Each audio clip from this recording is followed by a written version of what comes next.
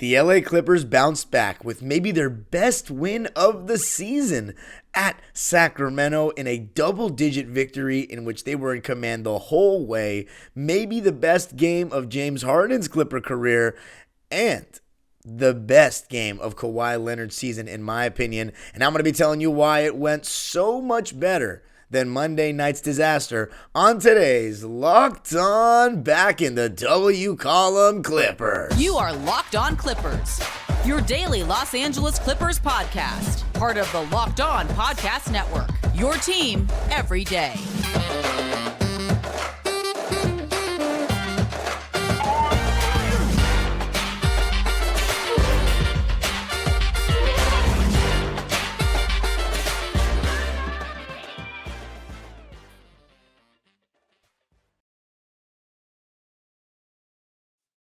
Yes, sir. You are locking in with the Clips. Thank you for making Locked On Clippers the first listen of your day, your team every day. I'm your host, Darian Vaziri, born and raised in LA, and in my 19th season as a Clipper fan, it's been a roller coaster thus far. You can also follow me on Twitter and Instagram at DimeDropperPod and subscribe to my own YouTube channel, Dime Dropper, where I was live after the game to talk about both LA games. You can also subscribe. You should. You better have. You've got to, if you're a Clipper fan or a basketball fan, to Locked On Clippers on YouTube and listen wherever you get your podcasts. Hit the notification bell so you know every single time we post a video 5 days a week about the LA Clippers, who just got a big win against the Sacramento Kings. And in this episode, I'm going to be talking about the main factors in that win. James Harden and Kawhi Leonard, for me, being the two biggest ones. And this episode is brought to you by Game Time. Game Time is the best place to get the best deals on last-minute tickets. Just download the Game Time app, create an account, and use code LOCKEDONNBA for $20 off your first purchase.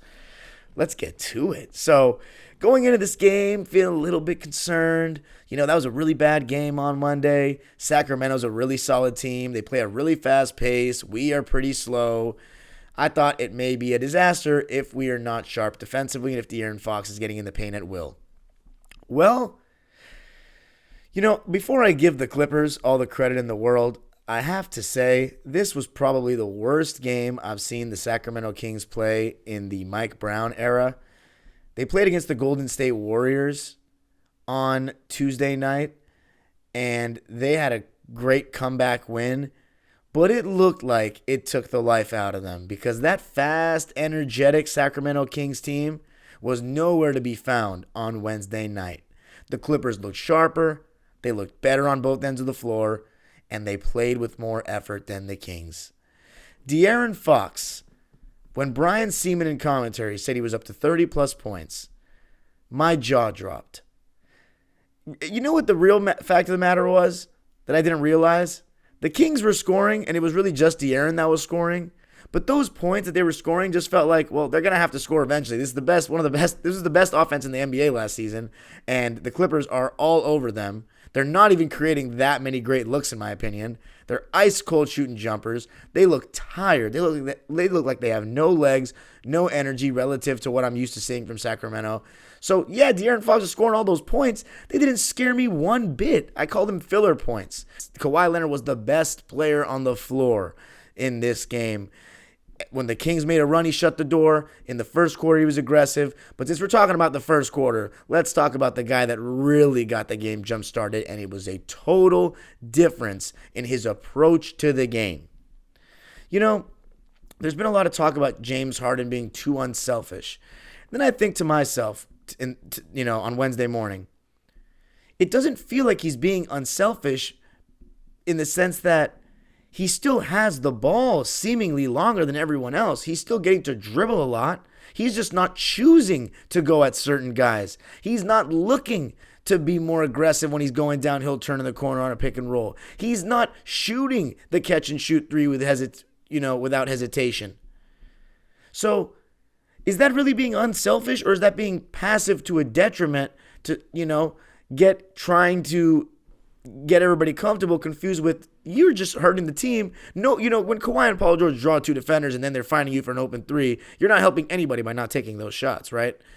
I go to NBA.com, I look at the stats. James Harden leads us in touches per game and the average time he's on the ball per touch. So he has the ball plenty. It's all a matter of doing those three things that I said he wasn't doing.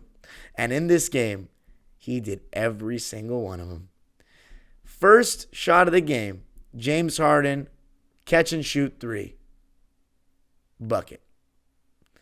And he kept on firing it all night long. And it felt like when he saw it go in, I mean, the coaching staff had to have told him something, right? But it's also James Harden. I wouldn't be surprised if he's just like, okay, come on, it's go time. He's in the corner, step back three over, I believe it was Harrison Barnes.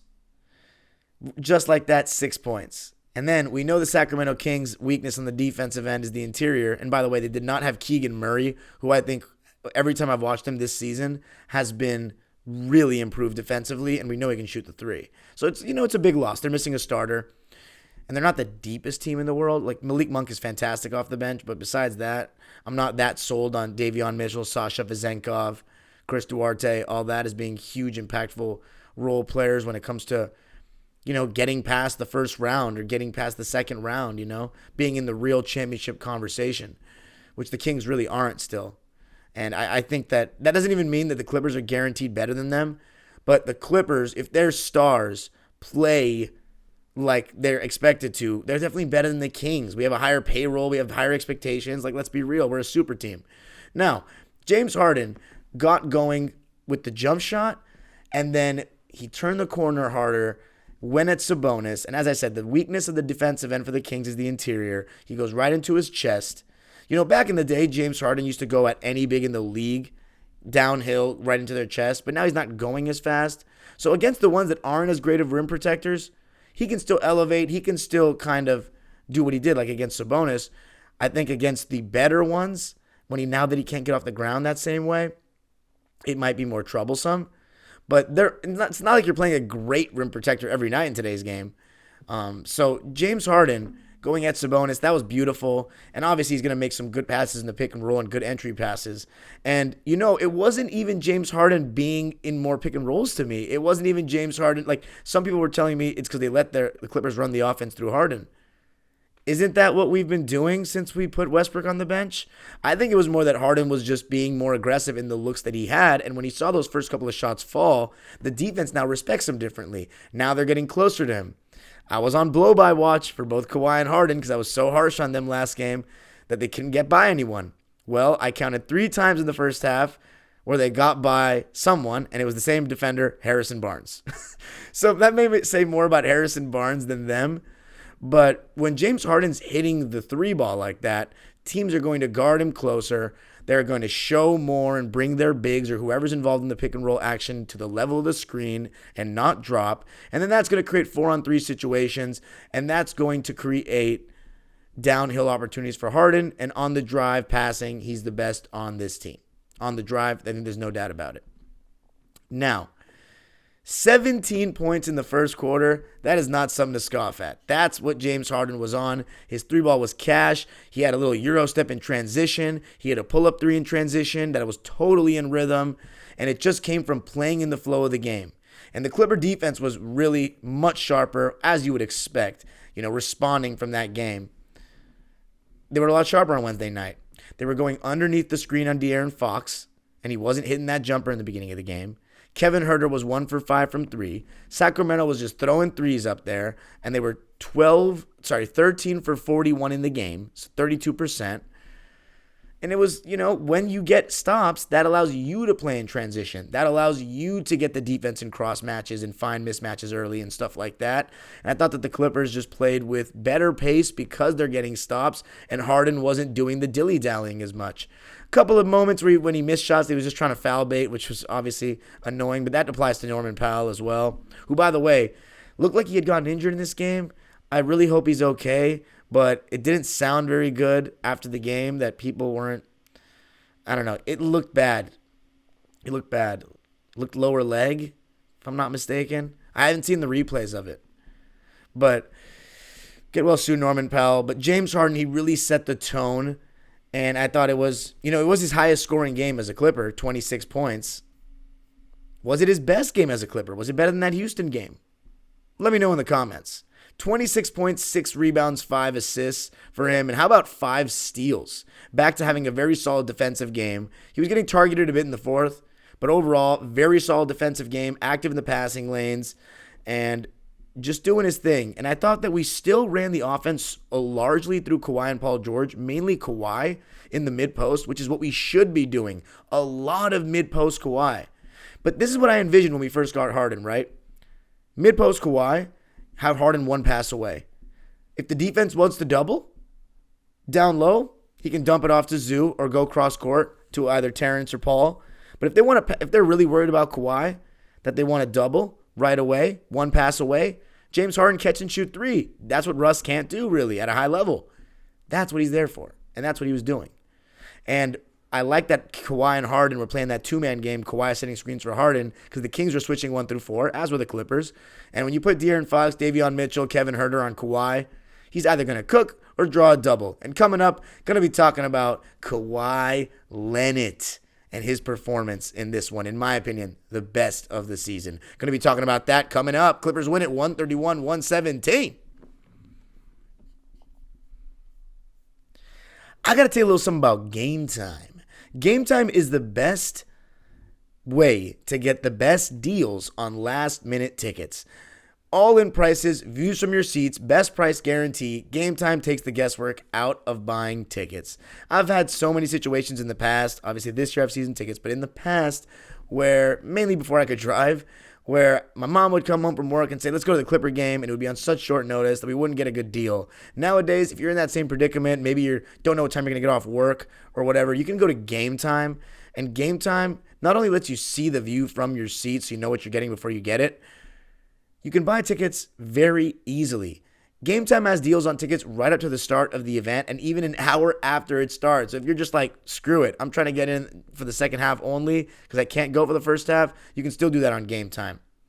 Game Time guarantee means you'll always get the best price. If you find tickets in the same section and row for less, Game Time will credit you 110% of the difference. Just download the Game Time app, create an account, and use code LOCKEDONNBA for $20 off your first purchase. Terms apply.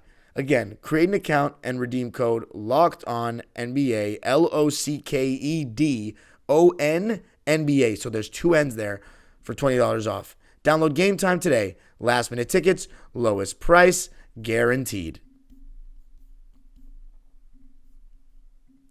Locked On has launched the first ever national sports 24/7 streaming channel on YouTube. Locked On Sports Today is here for you 24/7, covering the top sports stories of the day with the local experts of Locked On, plus our national shows covering every league. Go to Locked On Sports Today on YouTube and subscribe to the first ever national sports 24/7 streaming channel. Clipper Nation, how are we feeling after that one? Clippers win it 131-117 at the Golden One Center in Sacramento. 10-7, the Kings record after this one. Clippers 8-9, 1 win away from being 500 for the first time since being 3-3. Now, let's talk a little bit about Kawhi, who we got going pretty early, but he heard everybody on Twitter. He heard everybody talking about he's washed, looks a little past it. He's not the same Kawhi as last year. Can't dunk on people anymore. Doesn't have much lift. Looking at me. And he played with the most explosion I've seen this season. And the moment I thought, uh-oh. Not even uh-oh in a bad way, like, he means business, was in the first quarter when he ripped through against Harrison Barnes, got the step on him. So you could kind of count that as a blow-by. That was one of the blow-bys I was counting. The thing is, certain guys, when they're pressing up on Kawhi in the mid-range area, Kawhi can get by them because they're literally so close to him, right? A lot of guys. It's more about, when I'm talking about he can't blow by, is facing up top of the key on the perimeter. That's where he really struggles these days, and that's why teams are willing to put their bigs on him, right? Mid-post, mid-range, sometimes. But as I said, Harrison Barnes also not the quickest. But it's not about the getting by. In 2021, I was saying he couldn't get by like that. But the thing about Kawhi, he could still explode at the rim, right? And last year, he looked like he had some good explosion again. he tried to rip through baseline for a one-handed dunk attempt. He got fouled and missed. They did not call a foul. And I was like, oh my God. And he had multiple dunks throughout the game. So his lift looked pretty fine to me. I think it's more of a result, and I was talking about it with the Clipper Radio host Adam today on Twitter. Shout out Adam, who listens and gives me some positive feedback. Then the Clippers, 2021, my criticism was he's not getting by guys enough. And I think that's still going to be there. But I don't think we need him to be some crazy blow-by guy to be the level that he was in last season. Because he wasn't that last season in 2021. His game is a mid-range killer, 3-level killer. Can turn over either shoulder, takes good shots, is uber efficient, and mid-range, post-game, these kind of things, these are really well translatable things to the playoffs, as we've seen from Kawhi, who's a playoff riser. And we just wanted to see that he still had that explosion. And it seems like he still does have that bounce left in him. And defensively, you saw it in this game too. Blocking shots, being active. Clipper defense much better, but I think the offense was what helped them, because when they scored so much, that kept Sacramento out of transition. And when the guys are not hitting their jumpers, Sabonis, by the way, absolutely shut down in the paint by Zoo, who, quiet as it's being kept, has had like 6 good games in a row now, and people are not going to want to admit it. Zubats shut it down in the paint. He was spectacular. He missed a couple of chippies in the first half, but his screen setting was excellent, both on and off ball. His rim protection was excellent. And in the second half, he was finishing. He had a monster third quarter with 12 points. And you got to absolutely give credit to James Harden with that, a little bit of Westbrook with that, and just Zubats himself. Sabonis was held to 3 for 12 from the field. And get this, 2 of his shots were threes that he made. And he's not making a ton of threes this season. So that just tells you he only made 1 shot from 2. Ivica Zubats was shutting that thing down. Ivica Zubats, 14 points, 8 rebounds, 3 assists, 3 blocks, 0 turnovers, 7 for 12 from the field. Awesome game from Zoo. And I'll tell you one thing that helps. When James Harden is hitting the 3-ball and shooting it with confidence, and teams, when you put their big and pick and roll, are going to send 2 at him, that puts Zoo, as opposed to those tight catching the ball in the paint, running into 2 defenders with not much time, drop coverage, make a read scenarios. Now he's getting it on the short roll, going downhill at a defense that's a lot more spaced out. So Zoo can make better reads in those situations. And you were seeing a little bit of that in this game. And Kawhi Leonard, I just want to keep harping on how great he was, the explosion that he was playing with. All we need him to be is the level he was at last year, second half of the season. And I think tonight was a preview of that. And I don't think I've fully given up on it. Have I been a little worried? Yes, I've been a little worried because, as I said, last season it was a little bit of a different situation. He comes off a torn ACL. He never looks great until he starts looking great. Whereas this season, he started looking great before the trade. Then Harden came, and now everybody's deferring and don't know what they're doing. And then now we've gone to Harden starting and Westbrook on the bench, and he's playing much better. But he still hasn't looked great in any game since the trade for me. He's looked very good, but this one he was just phenomenal. Just phenomenal. And he looked, I think so. Here's what it comes down to, right? Kawhi doesn't have much burst anymore, off the bounce, getting by guys. But he didn't in 2021 either, so that's not even anything to be concerned about. That's not it doesn't really matter. Yeah, it may be a little flaw, as your best player, but trust me, if we're nitpicking that hard, there's a lot of other flaws for other guys around the league that are number 1 options. Kawhi Leonard playing at the level he was in 2023, last year, playoffs, regular season at the end of it, that's all we need. That's all we need. His defense was fantastic. And when the Kings made their push to cut it down to 13, guess who shut the door? Kawhi. Am I going to say that was the close game, Kawhi? Because I've been criticizing his closing. I don't think so, because they never got within single digits. But so back to what I was saying about the lift and the burst and whatnot. The lift seems like it's there. A little premature on that one, maybe to say he didn't have any lift. But I will say this. He's been playing more basketball than he has in years, right? 17 straight games. That plus... that may be a result or lead to maybe he gets fatigued quicker than before, because all the surgeries and all that. That may be it, if as far as the lift goes. As far as the elevation at the rim, that looks fine to me. That looks fine to me. So, moral of the story, Kawhi is still that dude. Kawhi looks like he is still on the trajectory, like so many people thought, including myself, that it's just a matter of time. Because I've been saying Paul George has been our best player, but I have not said once, you cannot find it once of me saying that he's going to be better. I think he's going to be better at the end of the season. Team will go as far as Kawhi Leonard takes us.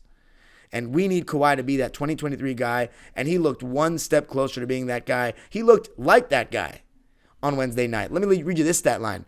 34 points, 9 rebounds, 3 assists, 1 steal, 2 blocks, 14 for 18 from the field. Are you kidding me? Are you kidding me? 2 for 3 from 3. Wow. He was spectacular. Absolutely spectacular. So Kawhi Leonard, Clipper fans, he's still that guy, and expect him to start looking like the 2023 version in the second half of the season that he was, and that is one of the best players in the league. I thought we ran some creative sets to get Kawhi good looks, and coming up, going to be talking about that more. A little bit of Paul George, Russell Westbrook, the rest of the gang, and stunning development in the rotation. Going to be talking about that coming up. I got to tell you a little something about FanDuel. As the weather gets colder, except if you're in Los Angeles where it barely gets colder, the NFL offers to stay hot on FanDuel.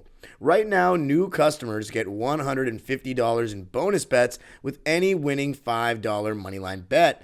That's $150 if your team wins. If you've been thinking about joining FanDuel, there's no better time to get in on the action. The app is so easy to use, wide range of betting options, including spreads, player props, over-unders, and more. Just go to FanDuel.com/lockedon and kick off the NFL or NBA or NCAA basketball season. FanDuel, official partner of the NFL.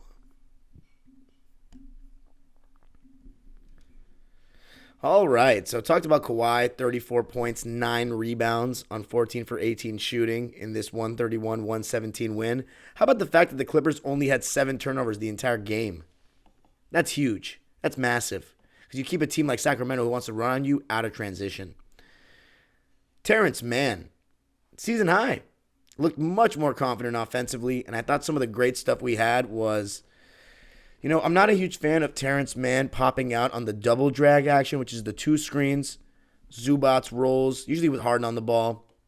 Terrence pops out because it feels like, but what the defense does is they get somebody covering Zubats' role, and all they do is just help on James Harden's drive because they'll leave Terrence open and know he's, on the top of the key. They're living with that 3, and a lot of times Terrence is not even looking at it so far this season. But what I do like is just Terrence being involved as an individual screener, just high pick and roll. And in this game, in the second half, the Kings started Sasha Vezenkov instead of Chris Duarte. And we were putting him in pick and roll over and over, and they weren't willing to switch Vezenkov onto Paul George, Kawhi, or Harden. And that was causing Terrence Mann to get into a lot of those short roll situations. One time he got into his mid-range, which he had 2 of in this game. That fading to his right, fall away mid-range from the foul line is looking pretty good this season. And just good downhill finishes. And Terrence can just make plays. And defensively, he wasn't insane. He wasn't crazy. That wasn't great, but he was still good. It's always going to be better with Terrence Mann out there. He's going to be an athlete. He's going to fly around. He's going to try hard. And that's what you need. And offensively, he doesn't shot hunt. He's not an on-ball guy, so it's perfect. That's what you want. Sometimes less is more. Terrence, 18.3 rebounds, 1 assist, no turnovers on 8 for 12 shooting. So we'll take that 66%. 1 for 3 from deep. I was really happy to see that one go in. Again, keep shooting. The misses are not bad. Right on line, just a little short, a little long. It's going to go. I think the law of averages will be fine for him. How about Paul George? I thought he was really good in that second quarter. That unit where him and Russ can come in and get going is fantastic, and I expect to see So the formula for me is you let Harden and Kawhi kind of get going in the first quarter. Harden will have the ball in his hands the most. Kawhi's going to be getting the most shots. You feed him in the mid-post. Yeah. A couple pick and rolls. But second quarter, you let PG and Russ start to do their thing, right? And then you let PG really get a lot of shots up, get into a rhythm. So at halftime of this game, it was the first time I had said Paul George, Kawhi, and James Harden, as members of the Clippers, are all playing great. Great. I think Paul George didn't end up having a great game. Thought he was good. Played good D, much better than the other night. He had 19 points and 7 assists with only 1 turnover. So I love that. That's better, for a guy who's can be very turnover prone. 7 assists is awesome. 7 for 18 from the field, so not too great. 4 for 9 from 3, though. So he's actually only 3 for 9 from 2. I'll take the 4 for 9 from 3. Played 40 minutes. All of our starters played 30-plus minutes. But overall, I'll take it from PG. When Kawhi is our best player and he's playing like that, I prefer it than PG being our best player and playing at his highest level. No offense to PG, but I think you guys can figure out why. Kawhi's been there, done that. But yeah, and then James Harden, 26 points, 3 rebounds, 6 assists, 5 steals. Let's talk about Russell Westbrook a bit before we get into the grand finale. Russ, I thought he gave us some really solid energy minutes. The only gripe with Russ for me is those possessions. He did it twice when he comes up and shoots without passing it once. I hate no pass possessions. It's not just Russ. If anyone did that, I would say the same. Because I don't know if I've told the story on here, but I did that once in a game when I was a kid, and I got yelled at by an NBA player. So, and I agree with his logic, actually. So, if you want me to explain that, I can do it next episode, but I think you guys can get the point. I think I've explained it before. Point is, move the ball, right? You're a point guard. And Westbrook, I don't like those. At least if you're going to take a shot like that without passing, it should be a good shot. But besides that, I thought he was really solid. Coming in and giving us those energy minutes. I thought in the second half, he had some good moments cutting. There was one time where he threw the ball to PG and then cut right away when his defender just went to double or sagged off, got a foul. I mean, there's just some of the plays that he makes athletically are ridiculous at his age. For all the talk people have about LeBron at his age, Russell Westbrook, the shape that he's in is crazy. Like, he's just a bully. Just a bully. And, there was a couple of nice plays with Russ as a roller in the short roll. Let's see what was his shot? 3 for 8 from the field in the game? Yeah. 3 for 8. No, 2 for 6. 2 for 6 from the field. It's not a very efficient night, but how about this? 9 points, 5 rebounds, 8 assists, only 1 turnover. 8 assists, you'll take that all day. So I thought he made some really good drop-off passes and was still very aggressive, finding the open man. 19 minutes, I don't know. I thought Russ was looking pretty good tonight in terms of body language. Looked like he was having a pretty solid time. I saw a video of him talking up Kobe Brown in a timeout. It was awesome, just how animated he was, how in his face he was, and it seemed like Kobe was pretty receptive of everything. So you love seeing Russ, the most vocal guy on this team, the biggest vocal leader on this team, doing his thing. Westbrook fans, let me know how you felt about the 19 minutes thing. I shouldn't matter when we win by double digits. Daniel Tice, I thought his minutes were a little rougher because I think Fox was just attacking him and Monk as well, having some success with that because he's not a rim protector. But I like what Daniel Tice brings. Like, he had the minus 12, but I think Daniel Tice was still pretty good. Just in the sense, like, he's not going to be a rim protector, but he gives us good things. He got 3 offensive rebounds. Spacing-wise, he's a little different than Zoo. Like, you can put Tice at the nail or at the foul line, right? And still have Westbrook at the dunker when Kawhi is getting posted up. Because he can feed the ball to Tice for either a little mid-range there when he's getting doubled or that little floater. And Tice, if they commit and leave Russ open down low or Terrence open down low, he can feed him right there. He's a pretty solid passer and makes quick, good reads. Better than Zoo, to be honest. But he's not better than Zoo, in my opinion, because Zoo's rim protection is second to none. He's a 7-footer. I shouldn't say second to none, but the best on our team by far, right? And by the way, everyone wants to criticize Ty Lue when we have a bad game, and they literally think, and I'm talking to some of you, that he doesn't run plays because our offense gets stagnant and isolation-based. Do you know how many teams have that same complaint about their team that they go ISO in the end? Because it comes down to, you have a lot of switching personnel in today's game, right? It comes down to punishing matchups and drawing 2 defenders to get that ball moving. And when it comes to Kawhi Leonard, who I'm going to reiterate, and I'm still going to stand on it, he doesn't get by guys that much. Paul George, sometimes he can settle. I'm not even going to speak for Harden yet because he hasn't been in the playoffs with us. Because these criticisms have started before Harden. The problem is the Clippers, they didn't get downhill enough to draw too late in games. It's going to be a contested mid-range. And our two best players are ISO guys. Do you know which other team has that same criticism of them? The Boston Celtics, because their two best players are constructed very similarly to ours. They're fantastic scorers, 3-level guys. They're younger, so they get downhill more for sure. But they're not great passers. They're good passers. It's the same thing. So that's ultimately what it is. Ty Lue ran sets. If you literally watch Ty Lue after dead balls, ever since midway through last season, I've noticed he's been calling way more sets, it feels like. I watch other coaches around the league, like I watch the Lakers, they let LeBron call out a bunch of stuff on the court. They kind of let him dictate. Tyrese Halliburton for the Indiana, same thing. Ty Lue's been really calling out a lot of plays I've noticed more since the second half of last season. If you've been noticing it's no difference, let me know in the comments too. But he ran some really good stuff. There was this one play I loved where Kawhi and Paul George, by the way, who have been setting a lot of cross screens for each other in the paint, right, for one to come off. And they were setting it 2 times in a row. They did the same play and scored on it. They set the cross screen for Paul George to ISO on the left wing. This was in the second quarter. Then Zubac sets this little pin down screen for Kawhi to come up and catch it at the foul line and shoot. We ran a lot of plays this season for Kawhi to come off a Zoo screen to the foul line and shoot, and he usually scores on it. Next play, we ran the same thing. They took it away. Paul George ISO on the left wing, bucket. Ty Lue, after a timeout, gets Zubac the ball on the low post, jump hook. And there was one take that Zoo had. He went right into Sabonis' chest, got hit in the face, no call, and still went up strong. Just loved it. It was aggressive Zoo. We've been seeing that lately, and that's great for the Clippers. What a win. We'll take it all day. 131-117. Best win of the season? Let me know in the comments. The Dallas game, the Clippers were on a back-to-back, and Dallas wasn't. They had 2 days off.